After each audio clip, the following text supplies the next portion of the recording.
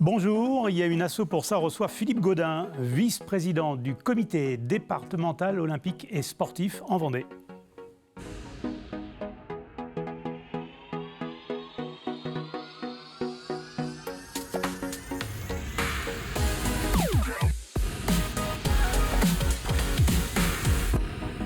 Le sport santé, de quoi parlons-nous? La question doit être posée à l'heure où les dépenses de santé explosent, où le corps médical s'inquiète de la prise de poids des Français, où le nombre de cassures psychologiques ne cesse d'augmenter face à la pression au travail, dans le quotidien de la vie. Le sport et la santé, et ces deux mots savent pourtant cohabiter. Les exemples ne manquent pas et sont parfois de saines solutions pour répondre à des pathologies chroniques et en préventif. Philippe Gaudin, bonjour. Bonjour. Si je vous dis que le sport, c'est la santé, vous êtes d'accord avec ce vieil adage ?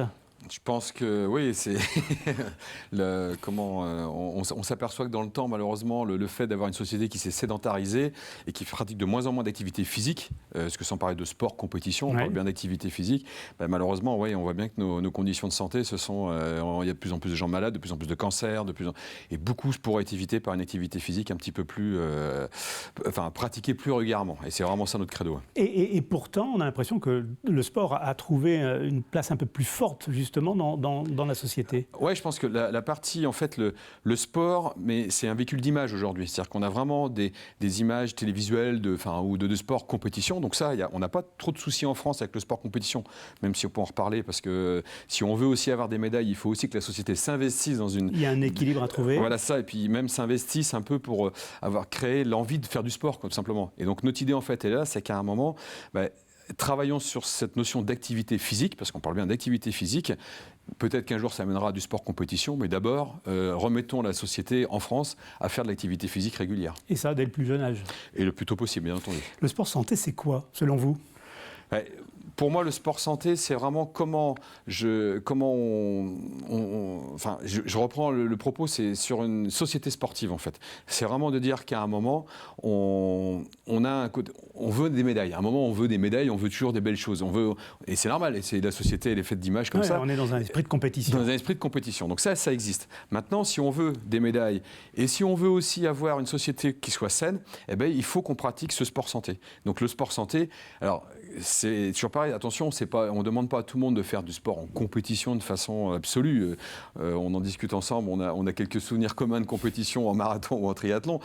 Oui, ça peut être une spécialité, mais l'idée, c'est pas forcément ça au démarrage. Le sport santé, c'est vraiment comment on remet des gens qui ont soit des difficultés de santé personnelle, ou soit qui ont besoin de reprendre de l'activité physique, de se remettre dans ces activités physiques, tout simplement, quoi. Et donc, le sport santé peut être déconnecté du sport compétition. Complètement, tout à fait. Et c'est même, d'ailleurs, l'objectif, nous, au niveau du comité olympique, on utilise les moyens du sport, mais pour faire des choses qui sont en dehors d'une pratique sportive compétitive, bien entendu. Quelles sont les disciplines qui peuvent répondre justement à ce label sport santé ? Est-ce qu'on peut pratiquer tous les sports dans un objectif de sport santé ? Alors, aujourd'hui, quasiment toutes les fédérations ont des plans sport santé, quelles qu'elles soient. Hein. Même un sport comme le rugby, où on pourrait penser que le sport santé paraît un peu irréalisable, ça existe. En triathlon, ça existe.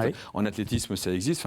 En vélo, toutes les fédérations proposent des plans sport santé, ou des activités autour de la santé. Donc tout est quasiment aujourd'hui accessible. Donc tous les clubs devraient avoir une stratégie sport santé ? Ah oui, il faudrait que chaque club, dans chaque territoire, puisse avoir une stratégie sport santé. Et c'est d'autant plus important qu'avec notre développement des maisons sport santé, on s'appuie sur les territoires. Donc on s'appuie donc sur les clubs des territoires. Donc c'est ça qui est important. Chez les plus jeunes, on a l'impression que le sport, c'est plutôt la compétition. On joue pour la gagne. Les messages sont comment, justement, auprès de cette jeune population ? Cette jeune population, c'est sûr qu'il faut elle est compliquée à capter parce qu'elle a des attentes et des modes de fonctionnement qui sont complètement différents des nôtres. Donc il faut arriver à trouver le bon lien. On y arrive quand même par les milieux scolaires. On sent que ça rebouge. On a eu un moment où, en fait, finalement, alors oui, ok, je peux comprendre que tous les gamins ne veuillent pas faire de la compétition en école, c'est logique, mais il y a un moment, il faut quand même faire comprendre qu'une activité physique, c'est important. Et je pense qu'il y a des plans de l'État aujourd'hui, donc les 2 heures au collège, les 30 minutes d'activité sportive, voilà. Tout ça fait qu'à un moment... Et ça fonctionne bien. Non, on ne peut pas dire que ça fonctionne bien. On est en train de redémarrer la machine. Voilà. Donc, moi, je le vis par d'autres domaines. Je suis aussi président d'une ligue de triathlon. Et on voit bien que oui, il faut y aller. Il faut aussi que ce soit l'association sportive qui porte le projet et qui aille. Donc, alors concrètement, c'est quoi justement quand une association sportive doit se lancer dans une démarche de sport santé? Alors, démarche de sport santé pour une association sportive, ça passe d'abord par former des éducateurs. Donc, il y a la formation, ce qu'on appelle APA, donc activité physique adaptée, qui se passe au Crêpes à Nantes ou dans d'autres organismes, mais voilà, ça c'est assez facile à faire. C'est un cycle, je crois, d'une quinzaine de jours, donc on forme. Donc ça, c'est la clé d'entrée. Deuxièmement, il faut avoir un projet. Enfin, je dirais même d'abord un projet, oui. Et deuxièmement, former un éducateur, voilà, parce que c'est quand même important. Et puis troisièmement, après, c'est adhérer à des réseaux qui permettent, alors soit en labellisation, soit demander dans ce territoire à ce qu'on crée une maison sport santé et puis du coup proposer ces activités. Voilà, globalement, c'est comme ça. Ou soit après se faire connaître, parce que là où ce qu'on cherche vraiment, c'est à faire le lien avec le milieu médical. Et c'est aujourd'hui une C'était ma grosse question. difficulté. La communauté médicale regarde d'un peu plus près justement ces démarches-là. Là, c'est pareil, ça commence gentiment. Alors quand ces activités-là sont portées par le milieu médical, ça fonctionne très très bien. On a des exemples en Vendée, je pense notamment à Soulan ou là, à Salertaine, pardon, je crois, où ça fonctionne très très bien. Mais quand on n'a pas ces contacts avec les milieux médicaux, c'est un petit peu difficile. On a du mal à faire connaître. Mais c'est vraiment, les médecins peuvent être prescripteurs finalement de licences sportives ou de pratiques en activité physique adaptée. Alors, sport santé, on en parle, mais il y a le sport loisir qui donne cette impression de prendre une place très importante justement dans les clubs. On fait du sport pour le loisir, mais toujours avec cet esprit un peu de compétition. On n'est pas dans le sport santé quand on parle de sport loisir. En fait, je pense qu'il y a 3 échelons. Si on regarde dans une activité physique dans un club sportif, il y a l'échelon compétition de base qu'on connaît. Je pense qu'on est rentré par ces biais-là. Enfin, moi, en tout cas, je suis rentré par ce biais-là dans un club. Aujourd'hui, on a quand même des groupes maintenant de loisirs plutôt en adultes qui vont faire peut-être une compétition, mais une fois ou deux, et peut-être même pas forcément dans l'année, mais qui par contre cherchent à la fois ce gain physique et aussi la convivialité qu'on a quand on se rencontre. Donc ça, c'est ces 2 échelons. Et puis là, maintenant, il y a un 3e échelon qui est en train de se créer, qui est plutôt le sport santé, où là, je rentre dans un club parce que j'ai un souci de santé, parce qu'on va me prendre en charge, parce que voilà. Donc on a vraiment ces 3 échelons qui se sont mis en place depuis quelques temps. Et il y a vraiment des bienfaits justement pour la santé, quand on est dans cette démarche-là, quand il y a un suivi bien organisé. Je n'ai pas tous les chiffres en tête, mais on sait très bien, ça a été donné, je crois qu'en ce moment, il y a Michel Simès et puis Kevin Meyer là, qui ont lancé un livre sur là-dedans, il y a tout un tas de chiffres, il y a plein de choses. Et voilà, on voit très bien que le gain d'activité physique, de toute façon, on parle, je crois, c'est d'une demi-heure d'activité physique par jour. Alors, quand on parle d'activité physique par jour, c'est avec une légère intensité. Oui. C'est pas simplement aller faire ses courses et tout. Non, c'est lui donner un petit peu d'intensité. Mais rien que ça, on y gagne en termes de santé. Donc, c'est quand même pas très compliqué. Le rôle du CDOS dans tout cela, c'est quoi? Comment vous intervenez, comité départemental olympique et sportif? Et sportif de la Vendée, voilà, c'est ça. Ouais. Le CDOS, lui, il a pour rôle, en fait, c'est lui qui porte le label des maisons sport santé.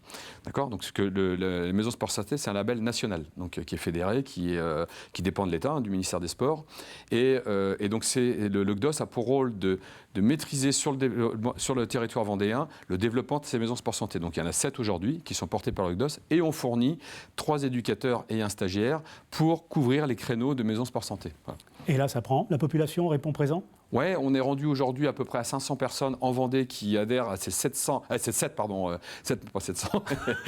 maisons sport santé. Ouais. Et ces maisons sport santé, elles sont plutôt portées aujourd'hui sur les intercommunalités. C'est à ce sujet-là c'est là qu'on intervient. Alors, il y a des compétitions internationales. Il y a le rugby avec la Coupe du Monde, championnat du monde. Il y a les JO qui approchent. C'est une belle fenêtre là pour parler de sport santé, même si on est dans un schéma de compétition. Oui, et puis le président de la République a déclaré depuis lundi là, que le sport serait cause nationale en 2024. Donc, ça nous va assez bien. Alors, ça paraît logique avec tout l'engouement. En fait, je pense qu'aujourd'hui, je parlais tout à l'heure de sociétés sportives. Prenons-en conscience aujourd'hui avec le rugby, avec même les championnats du monde d'athlétisme, avec les JO qui arrivent. Voilà, ce que je disais tout à l'heure, si on veut vraiment faire de la médaille, il faut que la société ait envie de faire du sport. Quel que soit le strat, tout le monde n'ira pas faire de la compète. Maintenant, nous, notre travail au niveau du comité olympique, c'est d'imaginer l'après. Et même au niveau du mouvement sportif, c'est comment on gère l'héritage des Jeux Olympiques. Parce qu'on sait que derrière, si on prend des médailles dans certains sports, des médailles d'or, des médailles d'argent, ça va attirer du monde. Donc il faut que les clubs s'y préparent. Donc ça, c'est aussi notre travail. Je vous propose de marquer une pause pour la rubrique « Il y a un coup de pouce », justement, une association. Coup de pouce à Symphonia. Et c'est Anaïs Escalona qui est au micro de TV Vendée. Bonjour les Vendéens, on se retrouve aujourd'hui à La Roche-sur-Yon, au haras de la Vendée avec Richard. Bonjour. Alors est-ce que vous pouvez nous présenter brièvement votre association Symphonia Productions et nous présenter votre spectacle qui débute en janvier? C'est bien ça. Du coup, l'association Symphonia Productions est une association vendéenne qui est une association qui a pour but de produire des spectacles avec entièrement des bénévoles. Donc cette association, elle a déjà fait 3 spectacles. Le premier à La Roche-sur-Yon qui était l'épopée musicale, qui a retracé toute l'histoire de la musique. Il y a ensuite eu le Grand Hiver, qui est le spectacle qui va nous intéresser aujourd'hui, avec déjà plus de 5000 spectateurs qui sont venus ici au haras de la Vendée. Et le dernier spectacle qui est également en cours, c'est La Dame de Pierre, le spectacle qui retrace l'histoire de Notre-Dame de Paris, de sa création jusqu'à son incendie et qui lui part en tournée dès le mois prochain. Au niveau de l'organisation de l'association, comment ça se passe au niveau des équipes? Donc là, l'association, elle est composée de quelques permanents, une dizaine à peu près, et le reste, tous les gens tous les bénévoles, qui sont présents, sont bénévoles, et il y a plusieurs corps de métiers au sein de l'association, que ce soit de comédiens à couturières, habilleuses, régie technique, régie coulisses ou régisseur au sein du spectacle. Donc il y a une grande équipe quand même. Il y a une très grande équipe, c'est ça. Pour le Grand Hiver, par exemple, on a une 40aine de bénévoles. Concrètement, est-ce que vous avez des besoins? Alors j'ai vu que vous nous aviez envoyé un message parce que vous étiez à la recherche d'acteurs bénévoles. Est-ce que c'est uniquement ce besoin-là ou vous en avez d'autres?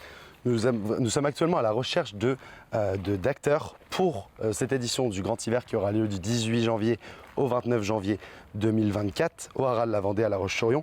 Et la nouveauté de cette année aussi, qui est assez importante, c'est que nous ouvrons à toutes les générations, à l'intergénérationnel, pour pouvoir accueillir plus de personnes de tout âge dans la troupe cette année, qui est une différence par rapport aux autres années, qui était une troupe assez jeune, composée des jeunes étudiants de La Roche-sur-Yon notamment. Pour les téléspectateurs qui aimeraient participer, aider l'association Symphonia Productions, je vous mets les coordonnées juste en bas de l'écran et puis on se retrouve très vite pour une nouvelle chronique la semaine prochaine. Merci. Retour sur le plateau de Il y a une asso pour ça qui reçoit Philippe Gaudin, vice-président du GDOS. On parle de sport santé. Vous êtes également en charge de différents dossiers au niveau de la Ligue, vice-président d'un club de triathlon à Saint-Jean-de-Mont, bien connu. Vous insufflez comment justement cette notion de sport santé, ce concept, cette démarche? C'est quelque chose qu'on a initié il y a maintenant pas mal d'années quand même, presque une petite dizaine d'années. En fait, on a formé nos éducateurs, alors nous on agit en plus sur 2 niveaux, un triathlon et athlétisme, et on a formé nos éducateurs aux APA, ce que j'expliquais tout à l'heure, donc activité physique adaptée, et on ouvre des créneaux, alors sur 2 types.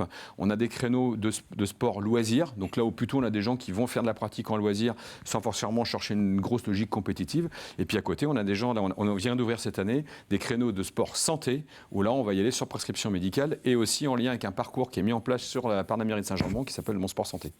Merci Philippe Gaudin. Le sport, c'est la santé. Je rappelle que vous étiez l'invité de Il y a une asso pour ça. Merci et bonne journée.